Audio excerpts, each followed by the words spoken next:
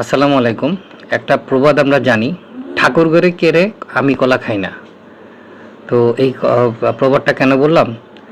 আমাদের রাষ্ট্রপতি শাহাবুদ্দিন চুপ্পু উনি ইউনূস সরকার নিয়ে বেশ কিছু বিস্ফোরক মন্তব্য করেছেন। ইউনূস সরকারের অসাংবিধানিক কাজকর্ম নিয়ে কথাবার্তা বলেছেন। ইউনূস সরকার তাকে কিভাবে অপমান করেছে সেই সব বলেছেন। এইসব বলার পরে বিএনপি বর্তমানে সরকার ক্ষমতায়, বিএনপির দুজন মন্ত্রীকে জিজ্ঞেস করা হয়েছিল এবং সেই দুই মন্ত্রী খুব রাজনৈতিকভাবে এবং টেকনিক্যালি উত্তর দিয়েছেন। একজন বলেছেন যে এটা যাদের বিরুদ্ধে অভিযোগ তাদের সাথেই কথা বলার জন্য, তাদের সাথেই কথা বলার জন্য। তো আমি হঠাৎ দেখলাম যে আমাদের রাষ্ট্রপতির এই মন্তব্যের পর হঠাৎ করে জামাতের আমির এটা নিয়ে প্রতিক্রিয়া দেখালেন তার ফেসবুকে।